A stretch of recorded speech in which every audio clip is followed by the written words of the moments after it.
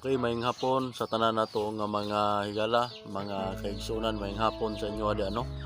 So, kini nga atong topiko karon nga pagahisgutan mga mga igsoon, mga viewers.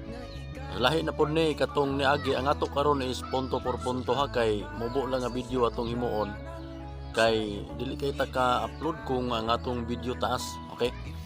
So sige hisgutan nato atong niagi nga video na to katong may tungod sa kinini ang expose man to may tungod sa kinini ang mga kamatuoran nga gipadayag sa atong Elohim kun Dios, Sabat, kalendaryo unya. Ang atong topiko ato is gitawag to nga murag supak. Okay, kung makita niyo to pag comment mo dito, pag comment mo dito, murag supak to tong ato ang topiko dito. Okay?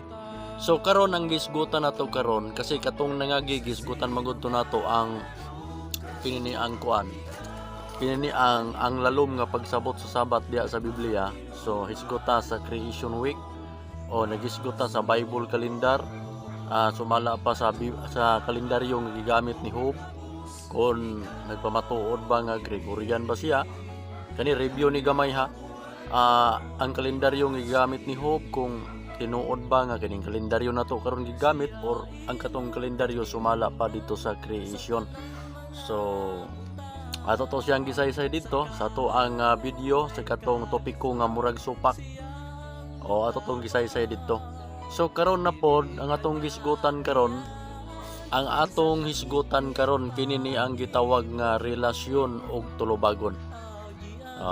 Kining atong topiko karon nagauluhan kini og relasyon og tulubagon. So unang-una, kumusta naman ang relasyon nato karon? Kumusta naman ang relasyon nato karon ha? Basig maingon mo diha ang okay raman ko. Okay raman ko, brother. Daghan magoy nagpa-okay kapag okay gani dili gina siya actually okay. Ngano man, daghan gani sa giingon lagi nako. Kung maglunop na lang tag bersikulo, Biblia di lagi ta kapasar. Dili ta kapasar. Kung Biblia ngano man, kita lagi tanan kaluoy na lang lagi sa Dios ug grasya. Bisan unsaon nimo gitawag nga pangagirbyado.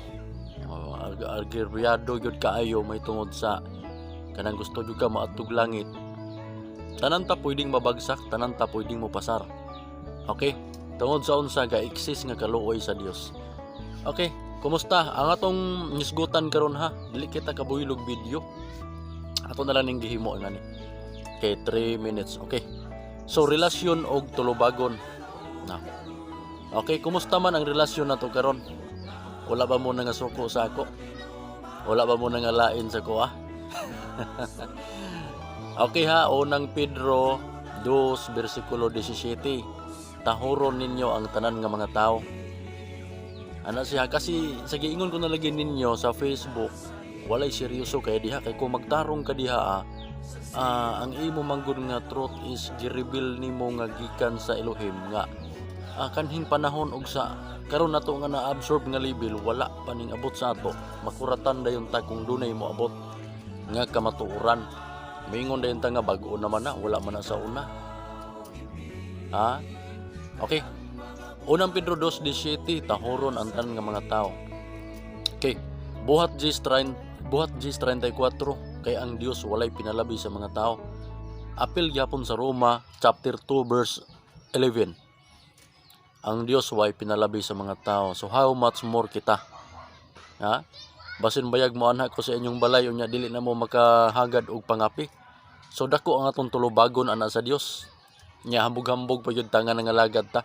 Kasi kining topiko na to semi-expose ni. Katong niagi na to nga gisgutan nga topiko is murag supak. Okay, so karon relasyon og tulubagon ni. Unang-una ha, mangumusta ko kay paspasan na tunig maayo ang ato unod punto por punto. Mukaon tag kabalo man ta mukaon sa unod ug kabalo pud ta labay sa bukog. Okay, sambingay na lang na ha, ato na lang sabtunon. Kasi Sa Mateo 24:45, kinsa ang maalam nga ulipon nga kasaligan nga mopakaon sa iyang panimalay sa hustong panahon. So naisipan nako karon nga ang ngayon nato karon nga pagkakanon kining punto por punto. Kay tanan nga mo view sa Facebook, labi na sa mga tanan nga sabadista, sa Tordi Keepers, mga Sunday Keepers na ako i-mention ha.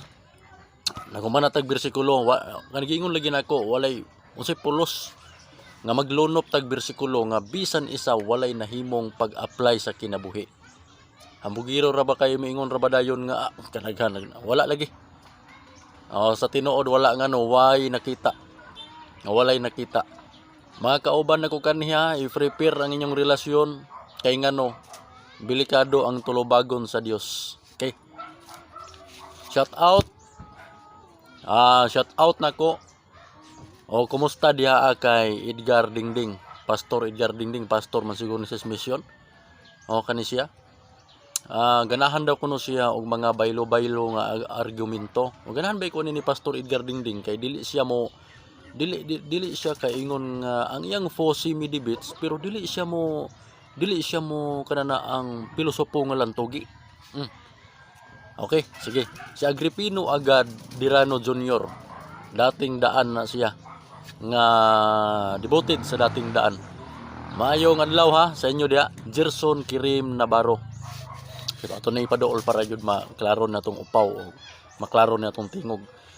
Gerson Kirim Navarro, si Fred Alboro, Marlon Segundo Hamula, Venturis Manggubat, Joy Anhaw, Chard Abanisto, ug si Danilo Pito Maraw. Okay, balik-baliko na ko nagkapila, special mention na ko na dinhi. Kay abin nyo sa tinuod lang, kanang sa Facebook, mag-post ka, unya mag-comment din ng mga tao diha. Unya magginanggatay na diha. Actually, nagkadiiya diha ang kitawag strategy.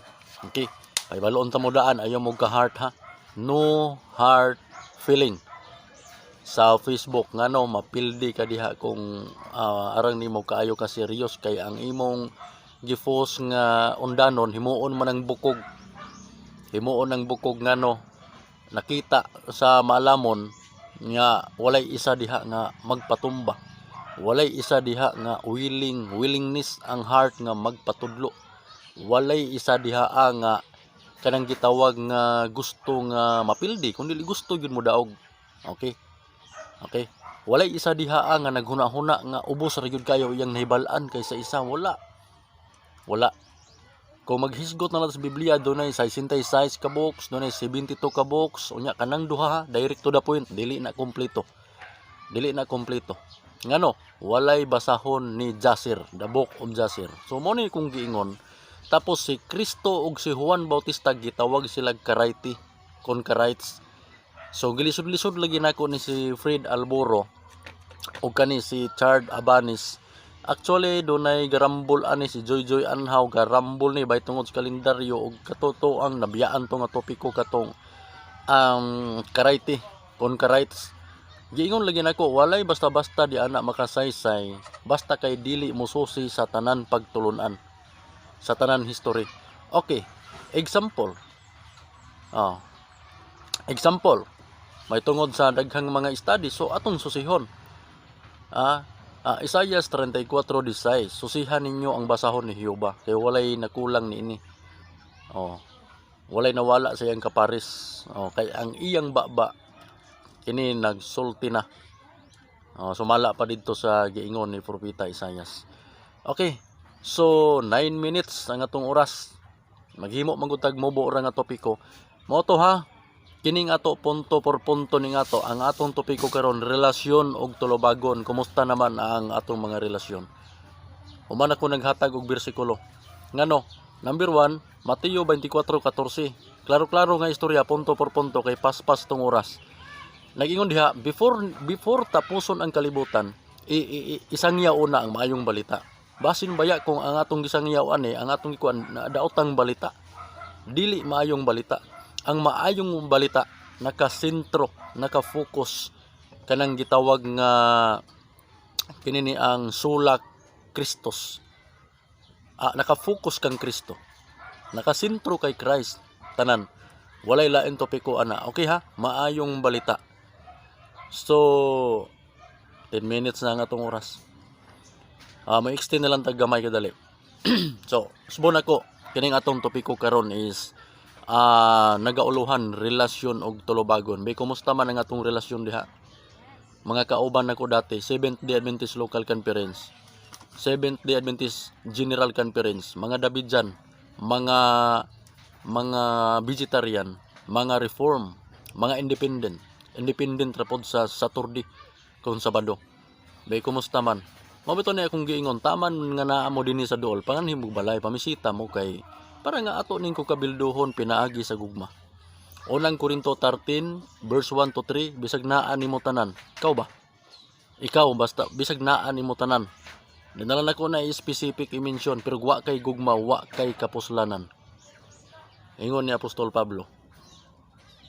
So, gipresente Pablo, grasya, gugma, pagtuo ug law.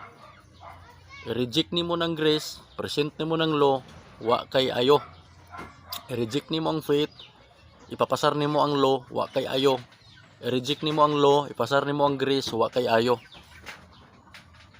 Sao man nimo na? Si Pedro nagsaysay, 2 Pedro yata yon 3:15 to 16 nga ang atong hinigugma nga igsuon si Pablo nagsulat og lisod sabton gituis sa mga huyang ug sa mga buringog kon mga burong. Aw di ta magpaburong-burong. Kining atong nahibal-an mga huyay ta. Pamasin di ay kung naan diri sa ako nga wala sa inyo. Lucas 16:12, dili ra ba gyud mohatag ang amahan og another light tungod kay ngano ang diyutay nga gihatag sa inyong silingan dili ninyo i-apply. Diyutay nga light ha. Wala na gani mo magkinabuhi, wala na mo magkinahanglan pa sa uban nga kamaturan, uban nga light nga ginagmay sa inyong silingan na di na daw kuno mohatag og another light ang amahan nga gikan sa langit. So mao nay gitawag nako nga stagnant ang inyong kaalaman na. Ang pag-adtog langit nagagad ba dai og 5 ka tawo, 20 ka tawo? Dili. Individual ang pag-adtog langit. Okay. Sa Biblia hukman tas pinagi atong binuhatan. Dili ta hukman pinagi sa atong simbahan. Dili ta hukman pinagi sa atong relihiyon. Dili ta hukman pinagi sa atong pastor. Pinaagi sa atong balaod sa simbahan. Dili. Hukman ta pinaagi sa atong kinini ang binuhatan. Sa giingon ko na, kanang imong kalendaryo, kanang imong secret name, kanang imong pundok, kanang imong organisasyon, kanang imong doktrina nga gidala diha, bilasa. Gitawag ra nagtrapo atubangan sa Dios. Kurik lagi, may mga punto tanan. But remember, huna-hunaa pag-ayo og diin asa kagikan, gipakataw ka nga hubo. Ayaw lagi ibutang sa pinadayag tris bitaw nga Laodicea ka nga kahimtang. Muangkon kadayon nga dato nako walay nakulang nako, mao gid ni amo husto. Kanang inyo gyud diha kulang na. Kani yung amo husto ni. Mas lamang gid mi sa inyo ana. Gara-gara. Anya maingon pag doktrina. Kuti-kutihan ninyo ha, i-research niyo ang doctrine. Kasi sa research daghan ang motunga. Okay. So kaning ato punto por punto ang Biblia nag-ingon sulayin ninyo ang tanan espiritu, kuhaan niyo maayo sa likway niyo daotan. Papaano tayo magtubo? Papaano tayo mag-uswag? Nga dili stagnant ang atong panabot dinhi. So 14 minutes atong hatagag higayon ning 1 minutes gamay na lang kayo. Okay ha. Shout out pangumusta basta relasyon og tulobagon na to ang atong tulobagon sa Dios. Kumusta naman ang atong relasyon sa matag isa kay basin baya sikan kaming ni Kristo do na tay daghan tulobagon ga expect lang ta nga kinini ang sa sikan kaming maapil ta pero di ay to basi maapil unya ta atong giingon nga tumpagi mi anang bukid kay di mi kakita Ginoo sa imong kasilaw. Okay? So importante relasyon ha. Tanan relihiyon, tanan pagtuo, wala tay gihatagag division sa atong dughan may tungod sa tanan nga mga rasa nga mga tao. Punto por punto. Nilaban mo anang inyong mga pundok, wa mo nilaban kang Kristo, gimahal ninyo yung pastor, gimahal ninyo yung simbahan. Gimahal ninyo inyong pundok, wala ninyo mahala si Kristo. Wala ninyo mahala si Yahshua Hamasya. Nga mingon ra ba dayon mga Yahshua di na tinuod kay Kristo ra gyud. Kaya nga nung nag-Jesus man ka nga dili man na applicable sa Mindanao, dapat gamitin yung kukutin nyo. Ha? Okay, 15 minutes na. Pas-pas kaya itong oras igsoon, maghimo na punta otro og video.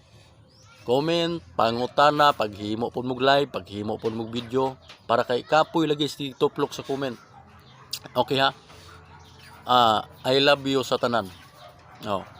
Alang ka na ko, nakwartahan pa lang ko, mamisita jud ko sa inyo, magdala jud kog prutas, magdala jud kog pagkaon. Saon ta man ning inyong igsuon nga arang man jud kaayo ni siya kakabos. No, kabsan man jud. Okay. Special mention kay Sir Jenny Imperial tutorial driving school sa dito sa permintin mo kalimot inyo sir. Ako ra nang isuwat gyud dito sa sunod nung imuhang lugar. Amping og padayon sa pag-vlog sa pag-drive. Okay?